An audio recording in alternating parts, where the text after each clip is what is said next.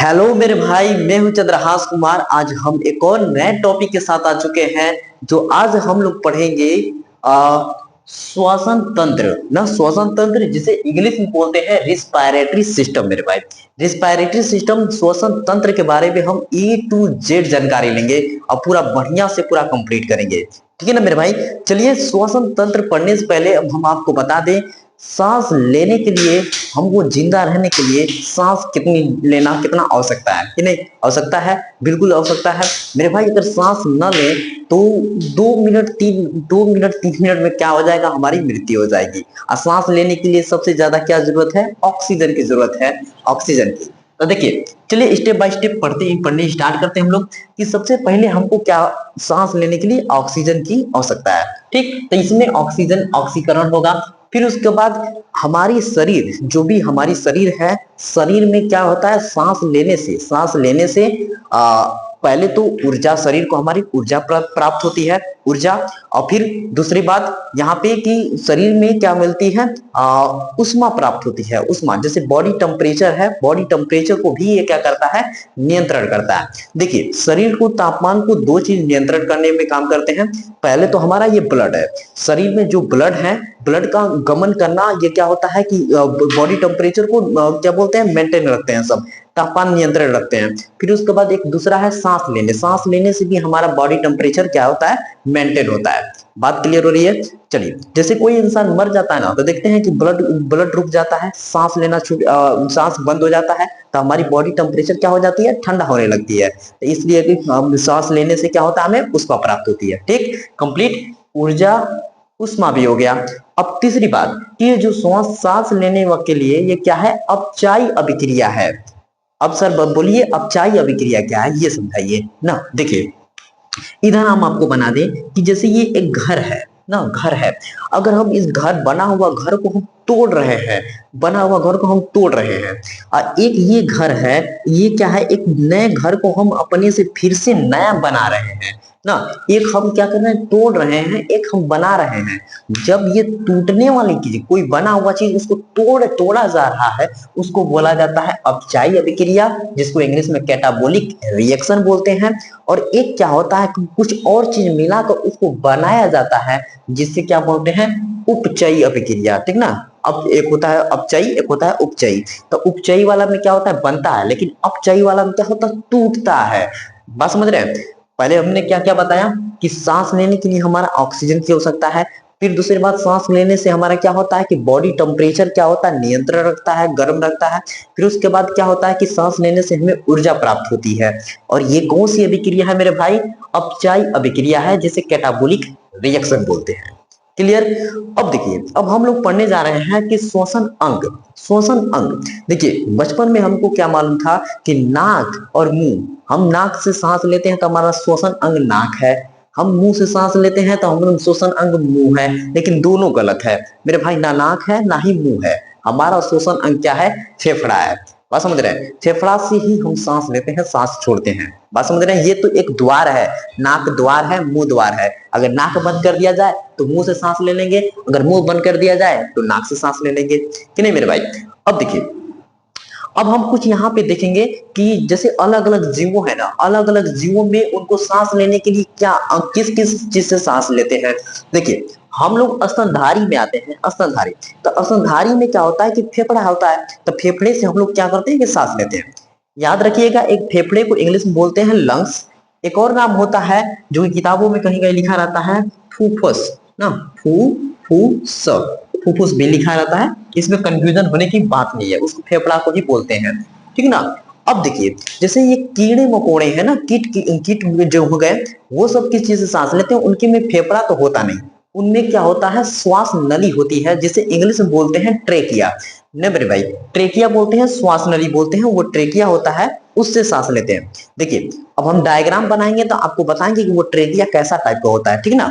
लेकिन फिलहाल के लिए समझिए श्वास नली ना, समझ रहे हैं, श्वास नली, जिसे इंग्लिश में बोलते हैं ट्रेकिया।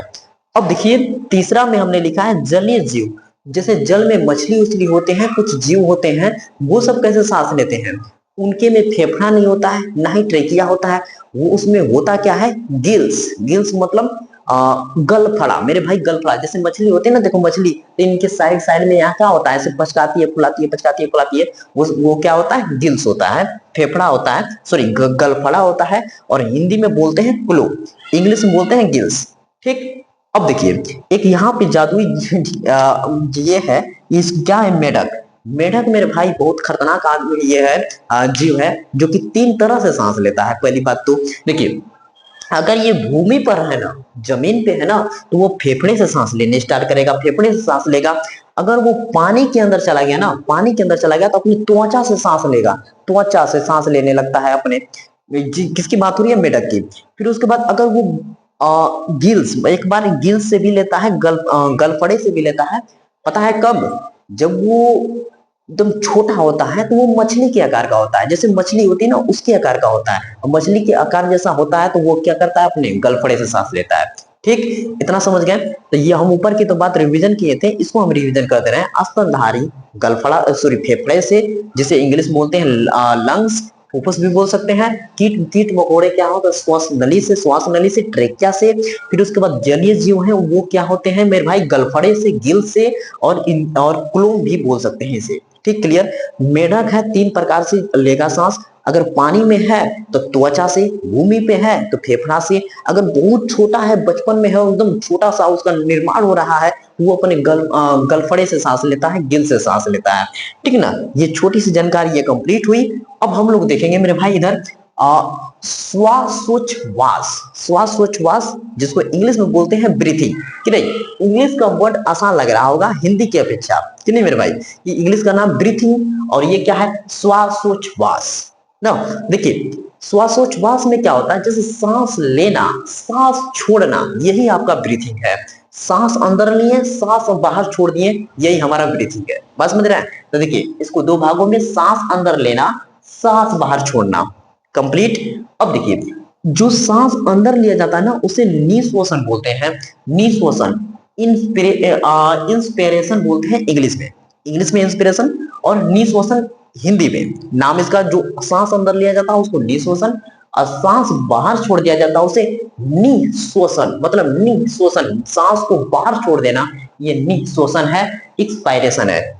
बात समझे, ये कंप्लीट। अब देखिए सांस अंदर लेना, सांस छोड़ना, हम लोग तो यही जानते हैं कि ऑक्सीजन लेते हैं और कार्बन डाइऑक्साइड छोड़ते हैं, यही जानते हैं हम लोग कि ऑक्सीजन को ग्रहण करते हैं, कार्बन डाइऑक्साइड बाहर छोड़ देते हैं। लेकिन मेरे भाई नहीं, हमारे वातावरण में बहुत सारी गैसें हैं, उनको भी साथ में लेते हैं और उनको भी साथ में छोड़ते हैं।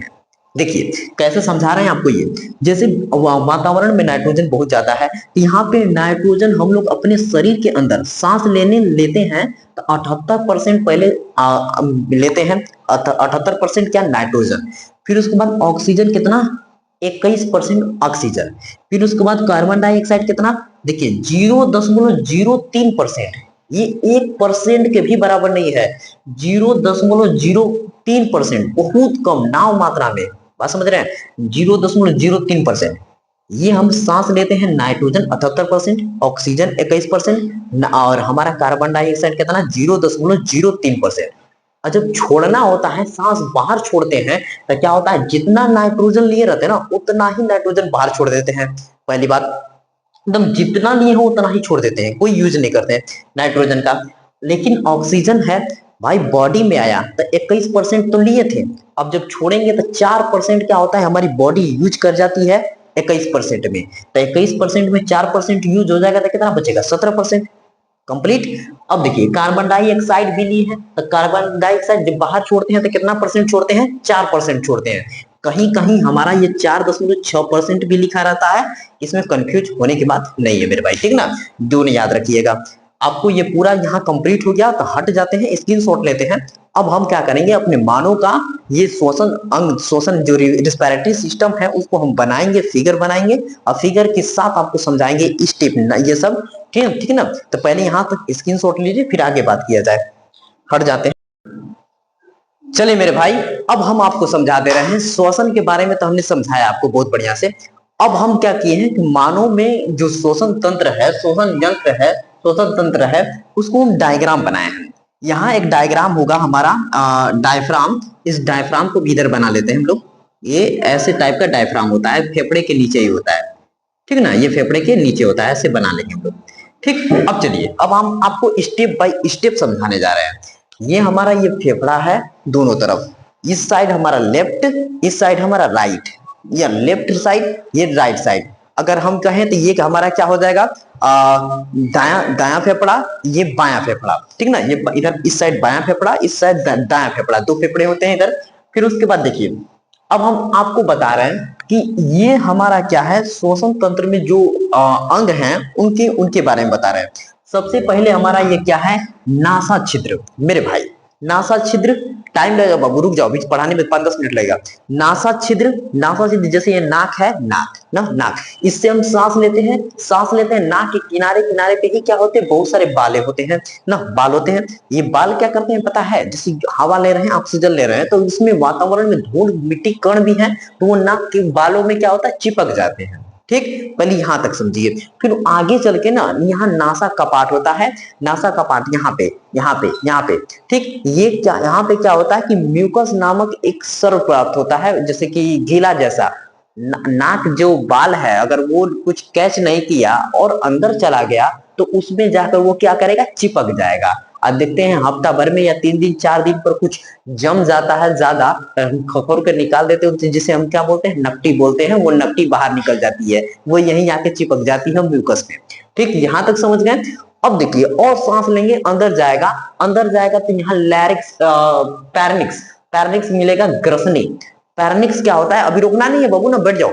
पैरनिक्स होता है, वो क्या होता है, जैसे खाना खा रहे हैं और सांस ले रहे हैं, दोनों एक ही जगह जाके मिल रहा है। यहाँ देखिए, पहले यहाँ देखिए, ऐसे यहाँ पे ये सिस्टम, यहाँ पे ये खाने वाला मुंह से खाना खाया, ये नाक से खाया गया, तो यहाँ पे जाने के बाद यहाँ दोनों एक जगह यहाँ मिलेगा ना, तो इसी वाले पार्ट को हम लोग क्या बोलते हैं, पैरनिक्स बोलते हैं, जिसे हिंदी में बोला जाता है ग्रसनी बोला जाता है। क्लियर, ये क्या है, ग्रसनी है। अब देखिए, ग्रसनी के बाद यहाँ पे देखिए, हम आपको समझा दें ऐसे, कि एक आगे के साइड, हमारी आगे के साइड क्या होता है कि फूड, जो हवा सांस लेते हैं वो होता है, और पीछे के साइड क्या होता है, जो भोजन भोजन नली होती है, आहार नाल होता है, वो आहार नली होती है पीछे के साइड। आगे के साइड सांस लेने वाली नली, और पीछे के साइड क्या होता है, भोजन वाली नली। ठीक, बात क्लियर। और यहाँ पे क्या होता है, हम आपको ऐसे बढ़िया से फिगर बना के बताते हैं, इपोग्लोटिस ना, हिपोग्लोटिस बोलते हैं इसे। यहाँ पे ऐसे टाइप का स्ट्रक्चर होता है, ऐसे, ठीक ना, ये ऐसे, ये यहाँ पे हम बना के आपको बता रहे हैं बढ़िया से, ताकि आपको समझ में आ जाए। देखिए, ये ऐसे ऐसे करके हम बनाएंगे, और ये हमारा दो हो गया, एक इधर के साइड, एक इधर के साइड। ठीक, ये ऐसे, यहाँ हमारा ये पैरनिक्स है, ये पैरनिक्स, ये वाला सिस्टम पैरनिक्स है, मतलब कि खाना खाया और खाना वाला भी, नाक वाला भी, दोनों आकर यहाँ पे मिल जाएगा। ये बात समझे। और यहाँ पे मिलने के बाद अब हम, दो नली है, आगे वाली नली क्या होती है, हमारी सांस लेने वाली नली होती है, और पीछे वाली क्या होती है, भोजन वाली नली होती है। ये भी क्लियर। अब यहाँ पे होता है इपोग्लोटिस, यहाँ पे, और ये क्या करता है, ऐसे चिपका रहता है, ऐसे चिपका रहता है मेरे भाई, ऐसे, इस टाइप का चिपका रहेगा। अगर ऐसे, ठीक ना, अगर ये खाना खा रहे हैं तो इस तरह हो गया खाना, ये खाना वाली नली में चली गई। अगर वो सांस ले रहे हैं तो ये इस तरह हो गया, इस तरह हो गया, तो ये सांस पूरा इसमें चला जाएगा, सांस वाली नली में चला जाएगा, ऐसे हो जाएगा। अगर खाना खा रहे हैं तो ऐसे हो जाएगा, और फिर ये सांस ले रहे हैं तो ऐसे ऐसे हो जाएगा कि सांस अंदर जाए। बात समझे, ये कंप्लीट, ये बात आप समझ गए कि नहीं। तो अब उसके बाद हम आपको बता देते हैं, ये लैरिंक्स मतलब स्वर यंत्र, स्वर तंत्र। जैसे देखिए, यहाँ पे हमारा क्या है, अगर इसको हम दबा दे तो आवाज बढ़िया से नहीं निकलेगा, ये कंठ जैसा है, बोलेंगे तो देखिए आवाज दब जा रहा है, तो वो लैरिंक्स है, यहाँ से हमारा आवाज बनता है, वहां पे हमारी आवाज वाइब्रेट होती है, उसको बोलते हैं लैरिंक्स। कभी कभी आप गाना सुनते हो तो लैरिकल सॉन्ग देखे होंगे, लैरिकल सॉन्ग, संगीत ना, स्वरीय सॉन्ग को बोलते हैं, तो वो हमारा क्या है, लैरिंक्स है, यहाँ का स्वर यंत्र को। फिर उसके बाद हमारा आता है ट्रेकिया, ट्रेकिया को हिंदी में बोलते हैं श्वास नली। अब आइए यहाँ पे देखिए, अब ये हमारा श्वास नली है ट्रेकिया, ये ट्रेकिया। अब ट्रेकिया में क्या होता है ना मेरे भाई, ये कार्टिलेज का बना होता है, कार्टिलेज हिंदी में बोलते हैं उपास्थि।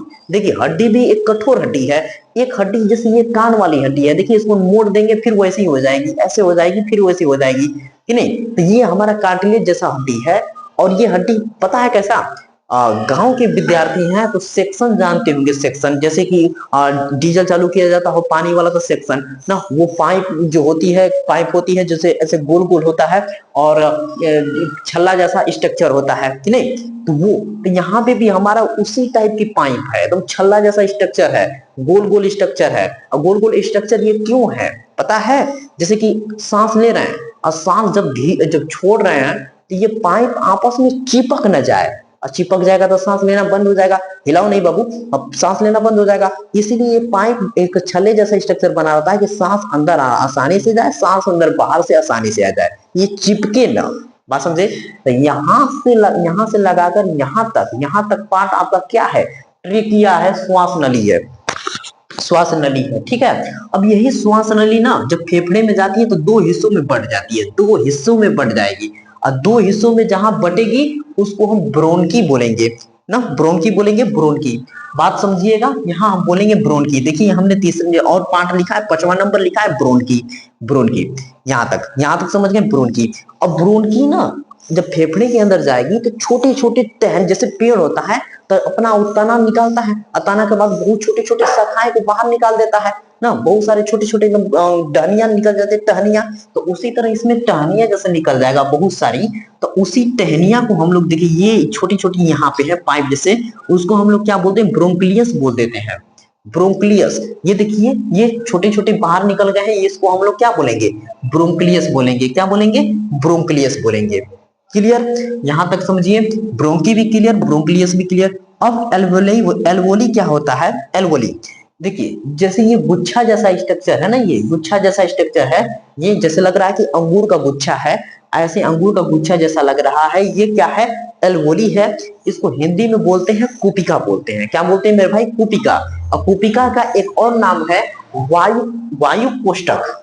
देखिए लिखा है मैंने वायु कोष्ठक, इसका वायु कोष्ठक भी बोलते हैं। इसमें ही क्या होता है? ऑक्सीजन और कार्बन डाई का आदान प्रदान होता है। ऑक्सीजन को शरीर में ले जाना, अब वहां से कार्बन डाई बिटोर कर बाहर निकालना, यहीं से काम होता है। चलिए अब और आगे बता रहे हैं। देखिए वहां पे यहाँ पे जो वायु कुपिका है वहां पे ऑक्सीजन जाने के बाद क्या होता है कि जो पता है वहां पे ब्लड में मिलता है, ब्लड में, ब्लड का रंग क्या होता है? लाल। लाल किसकी वजह से होता है? हीमोग्लोबिन की वजह से। क्या? हीमोग्लोबिन की वजह से। इधर आइए देखिए, एल्वोली के बाद आ जाएगा ब्लड, ब्लड में रहता है हेमोग्लोबिन। हेमोग्लोबिन में क्या होता है? ऑक्सीजन उस पर बैठता है, चिपकता है, चिपक कर जाता है दौड़ते हुए जाते जाते कहा जाता है? कोशिका के पास। कहा मेरे भाई? कोशिका के पास। देखिए ये मैंने लिखा है सेल, सेल मतलब क्या होता है? कोशिका। यहाँ कोशिका समझ जाइएगा, कोशिका, ठीक है। अब कोशिका में क्या होता है? कोशिका के अंदर माइट्रोकांडिया होता है, माइट्रोकांडिया, माइट्रोकांडिया। माइट्रोकांडिया में क्या बैठा रहता है मेरे भाई? ग्लूकोज, ग्लूकोज बैठा रहता है। देखिए पूरी कंसेप्ट समझा रहे हैं आपको। माइट्रोकार्डिया में क्या बैठा रहता है? ग्लूकोज। और ग्लूकोज को क्या करता है? तोड़ता है, तोड़ देगा, उसमें से एनर्जी प्राप्त कर लेगा। और वहां से ऑक्सीकरण अभिक्रिया होगी, ऑक्सीकरण अभिक्रिया होने के बाद क्या होगा? उसमें से कार्बन डाइऑक्साइड बाहर निकलेगा और क्या होगा? ऑक्सीजन वहां खत्म होकर ऑक्सीकरण हो जाएगा और ऊर्जा प्राप्त हो जाएगी जो कि हम काम करने में यूज कर देंगे, और कार्बन डाइऑक्साइड निकलेगा और फिर उसके बाद फिर हीमोग्लोबिन में मिलेगा, फिर वहां से कार्बन डाइऑक्साइड ढोकर लाएगा, और ढोने के बाद यहाँ पे वायु कुपिका के पास फिर फेफड़े द्वारा बाहर निकाल दिया जाएगा। ठीक, यहाँ तक कंसेप्ट समझे? अब हमको लगता है कि यहाँ वायु कोष्ठक तक समझ गए हैं, यहाँ नीचे वाली बात आपको समझ में नहीं आई। तो देखिए फिर से बता रहे हैं आपको। यहाँ देखिए, पहले रुकिए, देखिए यहाँ तक आपको समझ में आ गया, हमको पूरी बात मालूम है। ये सब आप समझ गए हैं। देखिए फिर से 2 मिनट के लिए बता देते हैं कि यहाँ से यहाँ तक क्या है? ट्रेकिया है, और इधर ट्रेकिया दो हिस्सों में बट जाती है जिसे हम बोलते हैं ब्रोनकी। अब ब्रोनकी में क्या हो? ब्रोनकी हो गया, ठीक। अब ब्रोनकी भी बहुत सारी शाखाओं में टूटता है जिसका नाम क्या बोले हमने? ब्रोंक्लियस। अब ब्रोंक्लियस के बाद क्या होता है कि अंगूर के गुच्छे जैसा स्ट्रक्चर रहता है लास्ट वाला, उसको एल्वोली बोलते हैं, हिंदी में बोलते हैं कुपिका। बस समझे? और कुपिका का नाम और एक हिंदी में है वायु कोष्ठक है, समझे? यहाँ वायु कोष्ठक में ही क्या होता है? ऑक्सीजन और कार्बन डाइऑक्साइड का क्या होता है? आदान प्रदान होता है। ऑक्सीजन को अंदर ले जाया जाता है और कार्बन डाइऑक्साइड को फेफड़े से बाहर निकाल दिया जाता है। यहाँ पे देखिए, आपको हम समझा रहे हैं। देखिए यहाँ हम लिख दिए एल्वोली, ठीक ना? एल्वोली लिख दिया हमने, एल एल एल्वियोली, ठीक, एल्वियोली लिख दिया हमने, एल्वियोली ना, एल्वियोली, एल्वियोली। एल्वियोली से फिर क्या होता है मेरे भाई, कहा जाता है सेल, कोशिका के पास, कोशिका। अब कोशिका के बाद कहा जाता है, कोशिका के अंदर क्या होता है, माइटोकॉन्ड्रिया, माइट्रोकांडिया, यहां समझिए माइट्रोकांडिया। माइट्रोकांडिया के अंदर क्या होता है, ग्लूकोज होता है, ग्लूकोज, ग्लूकोज होता है, क्या होता है मेरे भाई, ग्लूकोज होता है। और ग्लूकोज में वहां ऑक्सीजन पहुंचता है। अब पहुंचता है, यहाँ पे बता रहे हैं जो आल्वेली है वहां पे जो ब्लड किससे मिलके जाता है, ब्लड, ब्लड। अब ब्लड में क्या होता है, हेमोग्लोबिन, एचबी लिख देते हैं, हेमोग्लोबिन ना, हेमोग्लोबिन से एचबी से ज्यादा हेमोग्लोबिन।